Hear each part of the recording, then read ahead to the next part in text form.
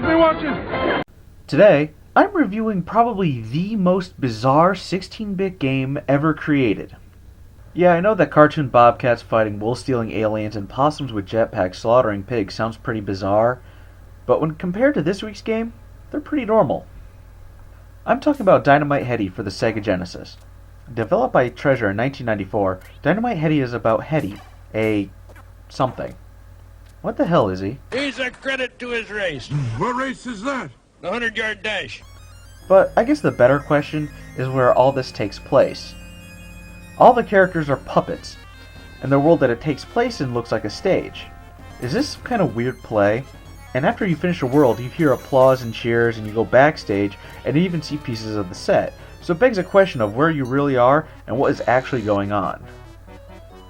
Story-wise, the antagonist, Dark Demon, starts kidnapping the puppet people of this world and converting them into his evil minions to, you guessed it, take over the world. Of course! But Headdy has more than just Dark Demon to deal with. Oh no, the cat known as Trouble Bruin is after Headdy, and wants to upstage him to become the star of the show. Well, he really brought down the house. Well, at least the stage. So it begs the question of, is this whole story a puppet show, or is it something else? I guess it's kind of like the Muppets, and that we're just supposed to take them for what they are. But I'll tell you one thing, whoever's idea was to make this game was on some serious drugs. Other games you can at least figure out or derive some sort of logical sense out of it. But you can't with this game, as the whole world it's set in is so off the wall. To put it simply, you're in wacky land. The graphics are extremely colorful and well fleshed out, but at the same time they're very loud and can hurt the eyes like a glow-in-the-dark neon tie-dye shirt on a children's toy. Music isn't bad, but there's times when you just wish it would stop because you're losing too much blood from your shattered eardrums. But some of the music is pretty catchy, but music on the Genesis is pretty much hit or miss. The controls are good. C jumps, B attacks, and A cancels the current head that you have. Which brings up the weird part. Not only is Headdy a weird-looking ant-looking creature with an Indian feather on his head, he attacks with his head. Not like a headbutt, but he launches his head in the form of a projectile at his enemies to attack. What do you suppose they call that? A novelty act? I don't know, but it wasn't too bad. Well, that's a novelty. But you're not alone in this adventure. You have 3 friends and a mysterious girl who help you along the way. Headcase allows you to switch your default head with another, like a hammer, a vacuum, and others. There is one head that you want to avoid, and they call it the big head, but when you see it, it's pretty racist. It's a fat, black head with big lips and curly hair that slows you down and is meant to be a power down rather than a power up. Hangman allows you to grab onto it and pull yourself up onto other platforms or bring down flights of stairs. And Boo appears at the boss stages to point out the boss's weak spots.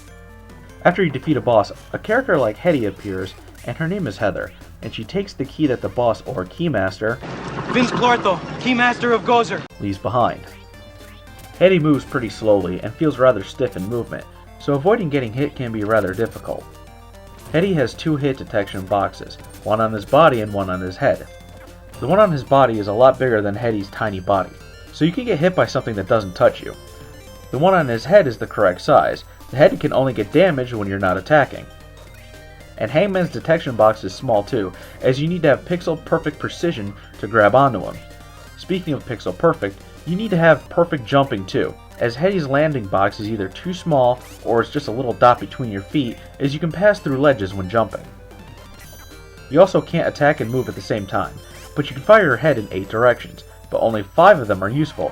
Left, right, up, and the 2 upward diagonals.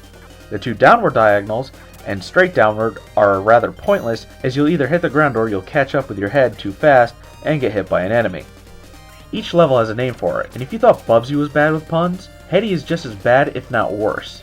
One level is called Toys in the Hood, which is a pun off of Boys in the Hood, or Towering Internal, which is a pun on the Towering Inferno. What's wrong with you? It's either this show or indigestion. I hope it's indigestion. Why? It'll get better in a little while. And being called Dynamite Headdy is a misnomer. Headdy's head only explodes when he dies, which is pretty disturbing when you see it. You know, I don't think this show is suitable for children. I don't think this show is suitable for anybody. There is a bomb power-up, but a bomb and dynamite, even though both things explode, are two different things. But the game did come out in the 90s, so I guess it's to make it sound extreme. And it does sound better and less creepy than Headdy the Puppet. The first few levels are pretty tame, but once you get to the Stair Wars level, that's when the difficulty curve slams into a brick wall and then goes straight up. And that's when the game becomes insanely hard.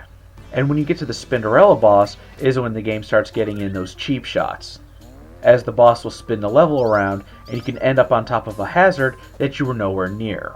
The flying stages are guilty of cheap deaths as it becomes a Gradius-styled game. While Gradius has small yet tons of projectiles and enemies that generally die with one hit, these stages have large and many projectiles, along with small ones, making it almost impossible to dodge anything, so you better hope that you have plenty of lives left. Oh, wait. I've maybe found like 3 or 4 1-ups throughout the entire game, and you may be thinking about continues. Well, you earn them after you defeat a boss, but you need to collect all those little orange squares that fly out of the key, and you have to collect a lot of them to get an extra continue. In the Japanese version, you don't have to collect that many, or at least that's how it seems as I played both, and I was able to get more continues with the Japanese version than the American version.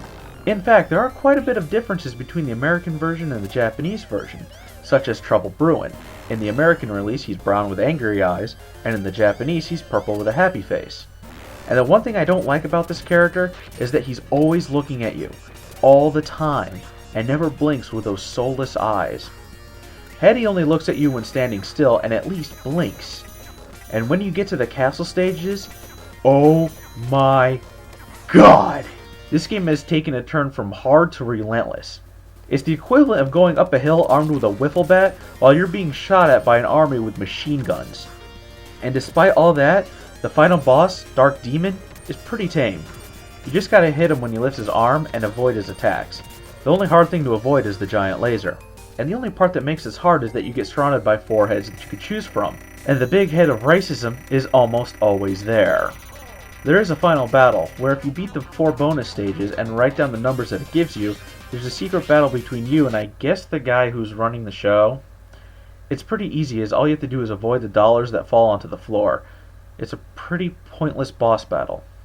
Dynamite Headdy is probably one of the most original games out there, and it's probably one of the most bizarre games ever.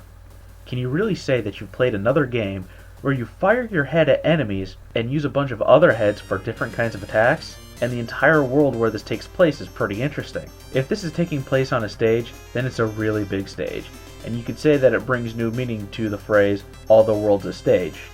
Despite the collision detection issues and rape you through the pants last levels, give it a shot, as it's a pretty decent classic game. It's on the Treasure Box collection for the PS2, Sonic's Ultimate Genesis collection for the 360 and PS3, and on the Wii's Virtual Console. Just when you think this show is terrible, something wonderful happens. What? It ends.